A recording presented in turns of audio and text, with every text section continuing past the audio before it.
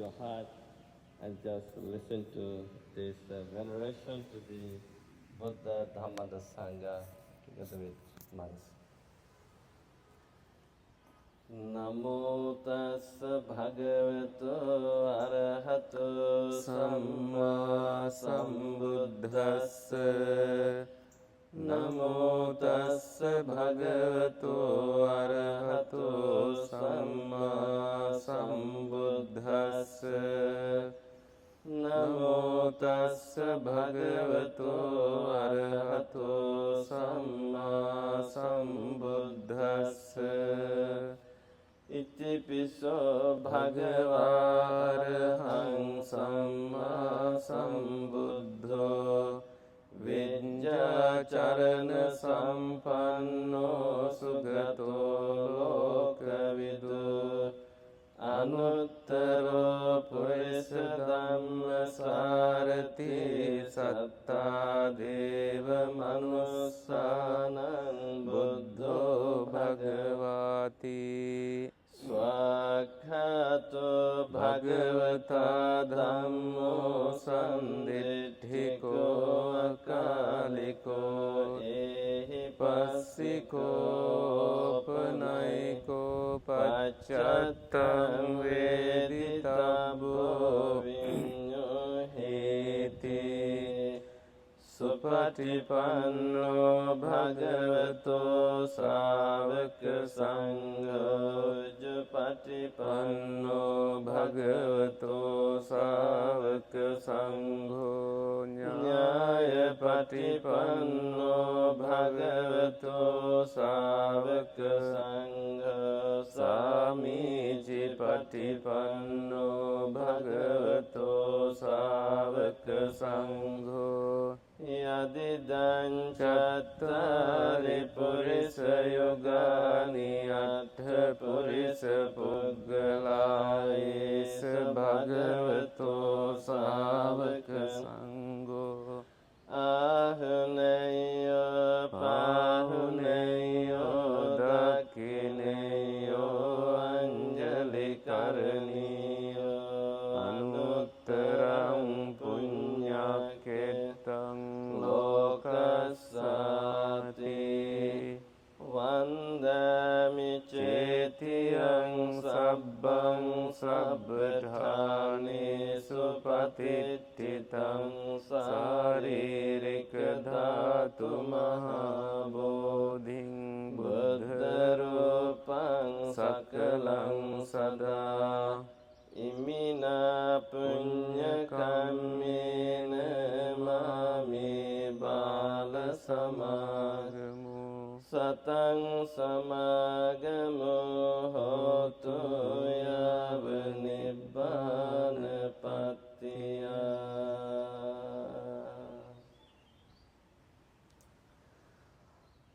All right. So I would also like to acknowledge Toronto Police Wellness Head, Ivy Nanakar. Thank you, Ivy, for coming with your family. Okay. So why meditation in the park?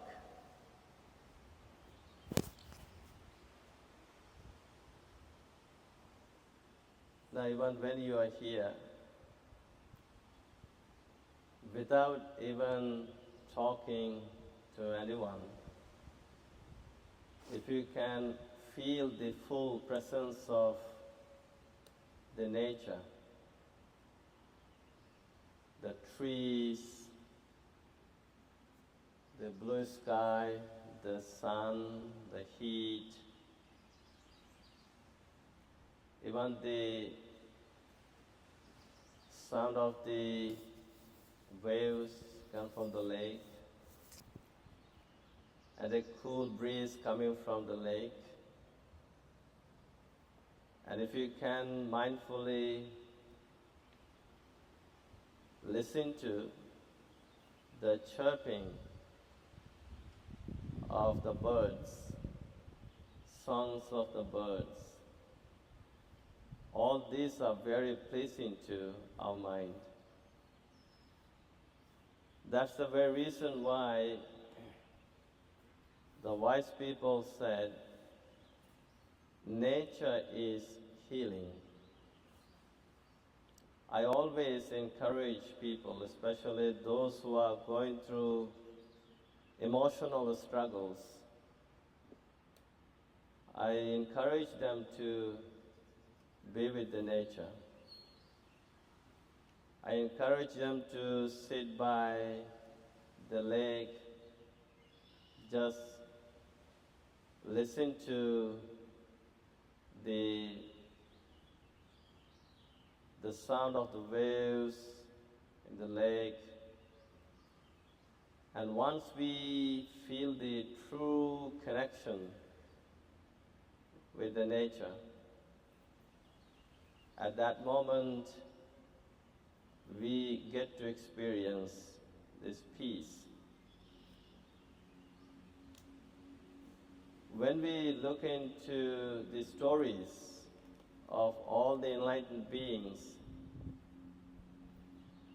you name it, the Buddha, Confucius, Lao Tzu, even the Christ, any spiritual important figure you remember, they found the truth. They got to experience awakening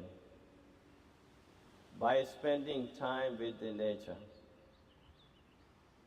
sitting under the trees. When we look at the Buddha's life story, he was born in the nature in a beautiful park called Sao Garden. And then he spent times in beautiful parks, even before his renunciation.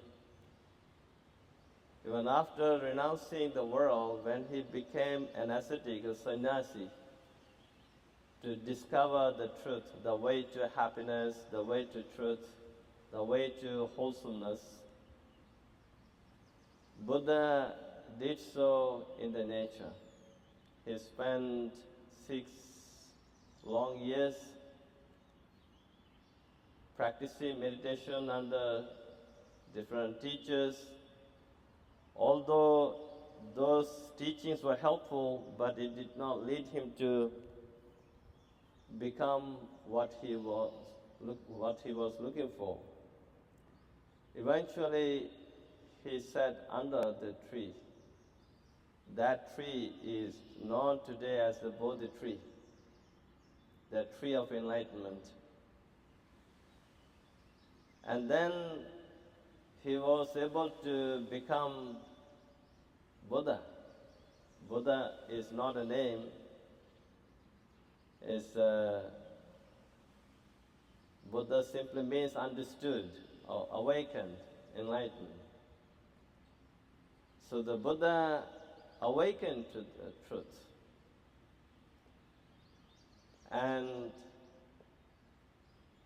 And then he continued teaching Dhamma to his disciples for 45 years. Although he would teach Dhamma to the disciples, to the people who were seeking spiritual help, it is said that for days abiding he would go to a park. He would spend time in the forest, even for 1 or 2 hours. When we look into his first sermon, he delivered his first sermon at a park known by then, it's called the Deer Park, Migadaya. It's in Varanasi. Even today, thousands of people go there to see that place. And at the age of 80, Buddha attained Mahaparinirvana, even under the trees in a place called Kusinara. So the wise people, enlightened people, spend most of their time with the nature. We see even there are two Buddhist texts known as Theragatha and Therigatha. First one, Theragatha, the songs of the enlightened monks. In that textbook, you can find many enlightened monks who are talking about their own experience of meditating with the nature, how it was helpful, find peace within. When they got troubled at home, at work, in the society, they renounced the village, they renounced the family, they got into the nature. And they would explain their experience of meditating by the rivers, meditating by the lakes, meditating by the creeks, how the nature sounds was so much aligned with their inner rhythm, and how it helped them, their mind to become completely free. And they often talked about the beauty of the nature. It's called Ramaniyani Aranyani. Aranya means forest or the paths. And Ramaniya means beautiful, delightful. And I think even today, we do the same. Like how we look forward to every summer. After working full time for 5 days, how we look forward to the weekend. We want to go for camping and spend time with the nature. And I think this is very healthy. It's very healthy, spending time. That's the very reason why I try to make an awareness of this by organizing this meditation the park program. In fact, I started this program in 2000. In Lakeshore, there's a few more parks that we spend. Richard Memorial Park is the one actually we did most of our summer meditation program. So now, this year, last year, this year, this park. So now when you are here, what you had to do is that just become mindful. We all are here to cultivate mindful. And when we talk about the mindfulness, this is just being right here now.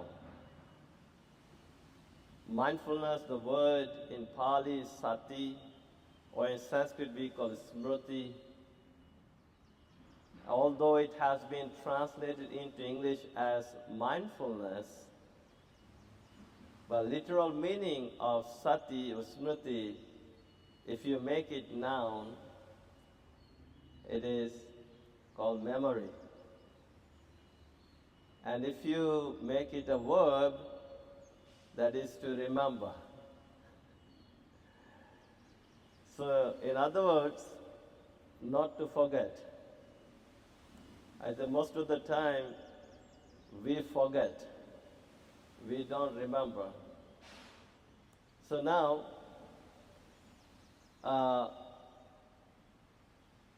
what do we remember? We remember the instructions. What is the instructions? Be right here now. Be in the moment. You can be looking so beautiful. You can be looking so pleasant. And you would be looking so harmonious and peaceful once you trained your mind to be right here now in the present moment.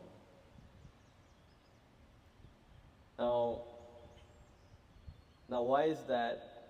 Because our mind is actually not in the present moment. Our mind has a habit of thinking about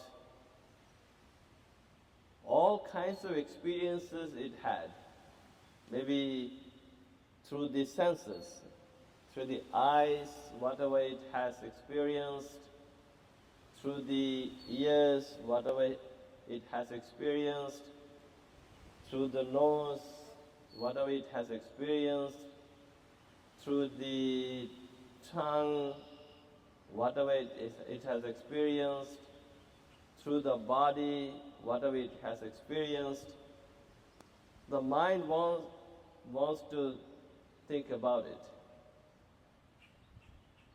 Most of the time, mind actually thinks about the negative experiences, what the negative things happen, and the mind wants to think about them. So that's the very reason why we become miserable. Now there's a story.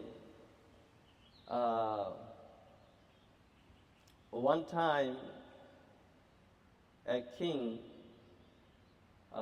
went to see the Buddha. By then, the Buddha was staying at a deep forest with thousands of disciples. So as the king entered the forest, he saw monks all over the forest, sitting under the trees, doing meditation, and they looked very radiant, very happy. That made the king to think, we are living in this luxury palace. We have everything, luxury bed, everything is there. But still we are not happy. And we are eating 3 big meals. We have a lot of people around us, but still we are not happy. Things are bothering us. But look at these monks. They are just eating 1 meal a day. They don't have the luxury that we do. They don't have the luxury palaces. They don't have the attached bathrooms. They don't have the luxury meal. But despite that, they are looking happy. But he did not tell anyone. And after observing all this, eventually he found the Buddha. After exchanging greetings, the king sat down. The very first question the king asked the Buddha, he said, "Oh Buddha, Your disciples normally eat one meal a day. Your disciples don't have the luxury beds, luxury room. They don't have any luxury. But despite that, they are just sitting under the trees and they are looking so pleasant, so radiant, so happy, so peaceful. What is the reason? What is the reason behind this? At that moment, actually the Buddha recited a beautiful verse in Pali. Maybe you can learn, maybe from today, your homework, maybe. And if you can remember this verse, maybe the English meaning you can easily remember. But I would like to say this in Pali as well, because I wanted to understand this is not something I'm making up. These are the very words coming from the enlightened beings like the Buddha. Said, Atitang nanusochanti. So, O King, my disciples don't worry about the past. They don't think about the past. Nappa jappanti nagatang. My disciples don't talk about the future. Pachu pannena yapenti. They live in the present moment, right here now. Tena vanno pasidati. That's why, Your Majesty, my disciples are looking so pleasant, radiant, and peaceful. So, and we know that when we listen to the stories of the people, people are going through some emotional struggles right now because of a story that happened, unpleasant story. So they regret. When every time you think about the negative story from the past, it's going to make you miserable. And then if you project yourself to the future, or if you just talk about something in the future, that is also going to make you anxious. That's the nature of such things. It's anxious feelings of the miseries, the pains, these come from the past and the future. So then, through meditation, we are training our mind to be right here and now, whatever it is. Just if you train your mind, again we practice Dharma, we practice meditation to train the mind. Meditation is all about training. So, if the mind is stuck in the past, or if the mind is thinking about the future, that is because mind is not properly trained. Of course, maybe even in the training, maybe people also give you training just to think about what happened in the past. And people also could train you to think about the future, then again, that kind of training is also going to make us anxious. And they are just going to destroy the peace of mind. But then here, this is a new training, the training given by the enlightened beings. So if you want to really find inner peace and inner happiness, train your mind to be right here and now. Now, it's a word the Buddha uses called sikkati, that is train, discipline, instruct the mind to be right here and now. So, now how do we train our mind to be right here and now? Okay? Now maybe we can begin with the sitting posture. Meditation sitting postures. Again, posture, there are different postures. This is the sitting posture.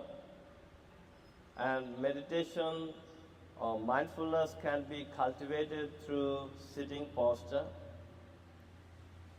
And that we acknowledge the fact that sitting on the ground all the time is not going to help us. Maybe eventually it will help us if you can train it in longer term. But then, at the beginning days, if you think the body is in pain by sitting on the ground for many hours, then try cultivating mindfulness through walking. So that is called the walking meditation. And then if you get tired of walking, then you could also cultivate mindfulness in sitting and in standing. So let's say today you could do sitting meditation, walking meditation, and maybe you can just stand by the lake and just be mindful, be fully present, observe everything.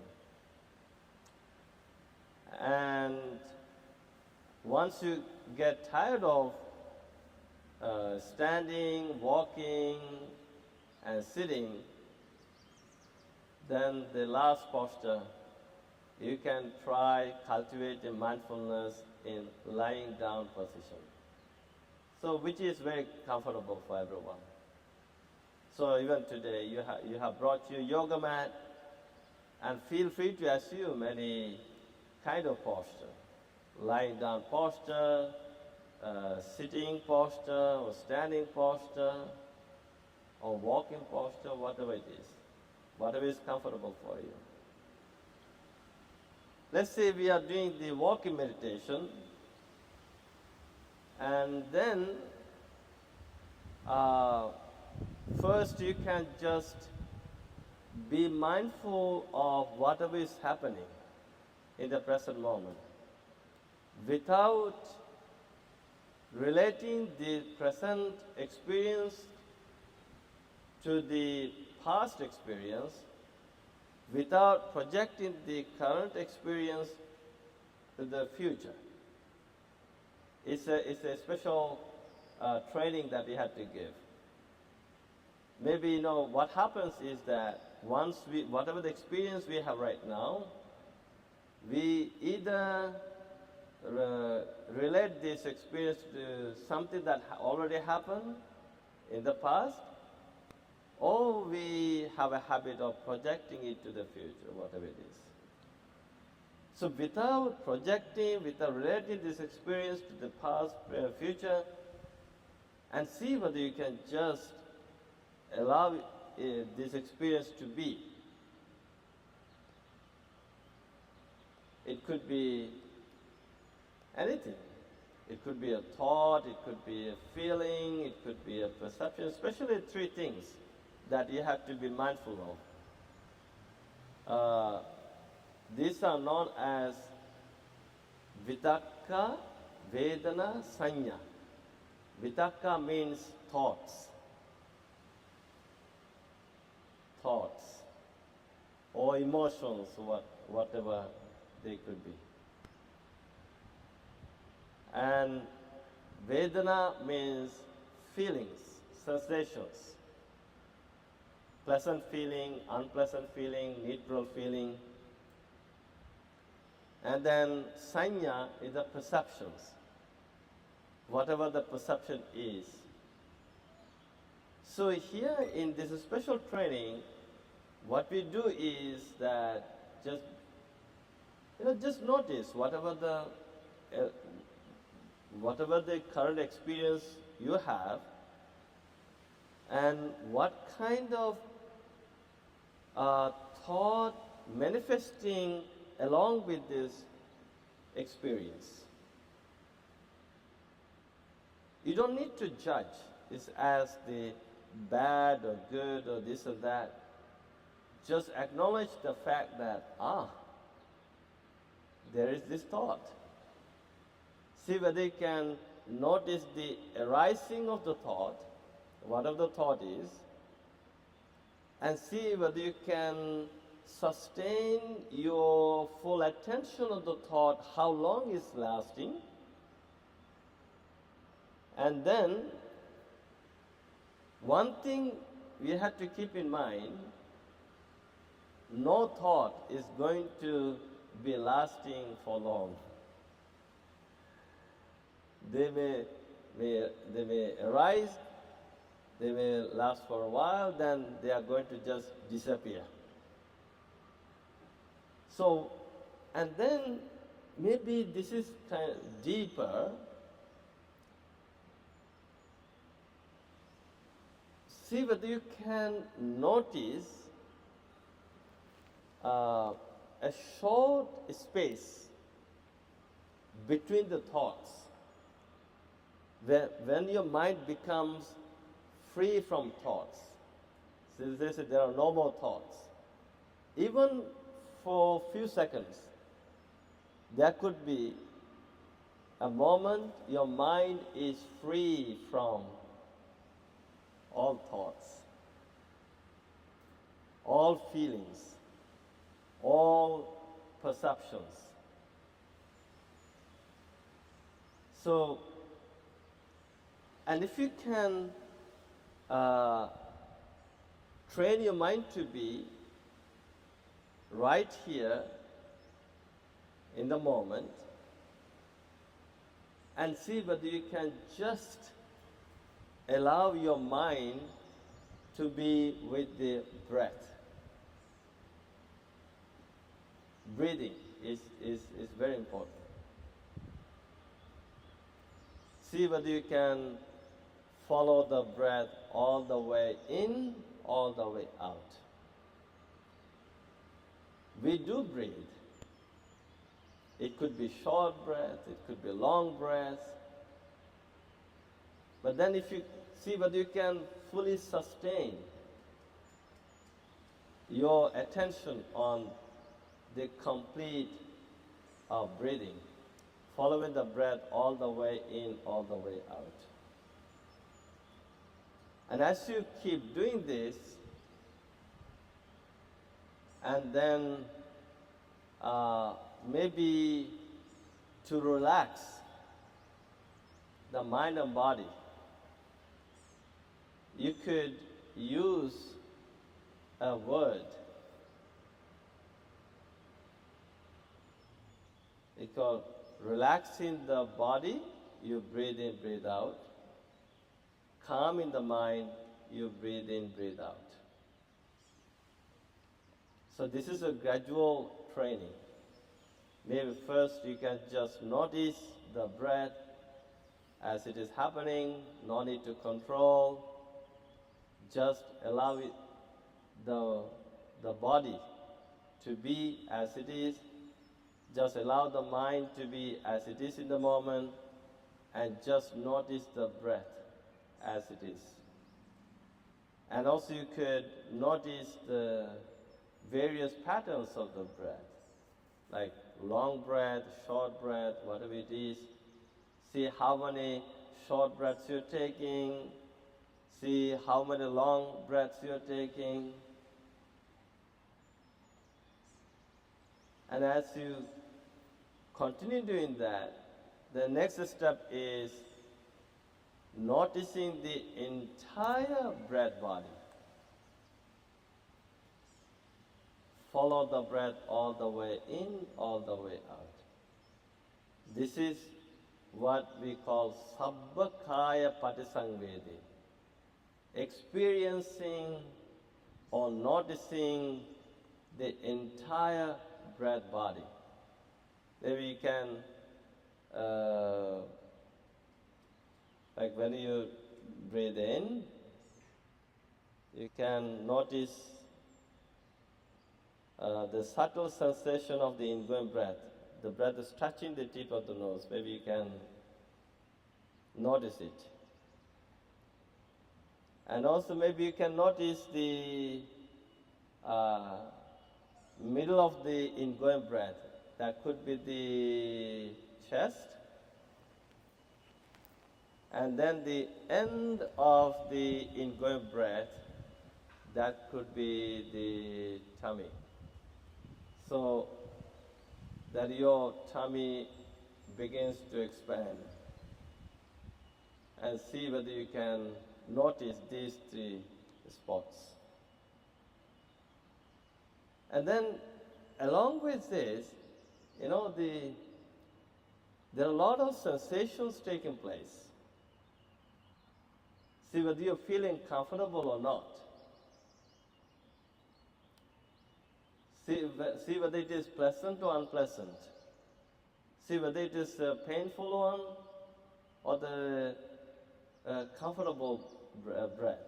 Whatever it is, just notice it. And if you can keep noticing all this, then you can just simply give an instruction to the mind. Relax. Relax. Relax. Everything will be fine. Just relax. Just breathe and relax. Breathe and relax.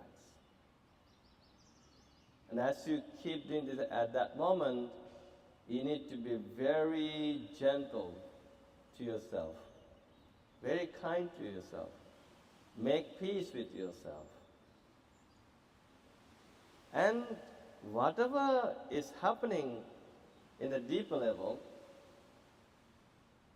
and all these experiences are going to teach you a great lesson. That lesson is nothing is permanent in this experience. Even the breath. It just comes and goes, comes and goes. It's like even the breath is like the waves. See, waves rising, falling, rising, falling, rising, falling. So all there is just the constant change. And once you begin to see this, it gives you this deep wisdom. This deep wisdom becomes a form of deep liberation. That liberation comes from whatever you are attached to. Then you're just letting it go. You're just detaching. So this inner peace, liberation, freedom comes from this letting go. So today, what you could do is, as you came here, just let go of the past, let go of the future, let go of your work, let go of your home, or assignments or groceries. After all, this is a long weekend. No need to stress yourself out. Just allow yourself to be here. Just relax and be in the present moment. And enjoy the heat. And enjoy the breeze. And enjoy this green. Enjoy the trees. And enjoy the songs of the birds. And just be in the present moment. So these are some instructions I wanted to give you, meditation instruction. And maybe we can take 10-15 minutes break. And after that, we will have this guided sitting meditation, maybe for an hour or so. And after that, I will invite Bhante Ananda to give us the mindful eating instruction. And after that, we will do our Pindapata ritual. You can share something with the monks. Then we could do mindful eating. And after that, again, I will ask Bhante Ananda to lead us with the mindful walking. Okay, so please take a 10-15 minutes break. And those who are wondering where the washroom is, I said the washroom is down there. It's very close.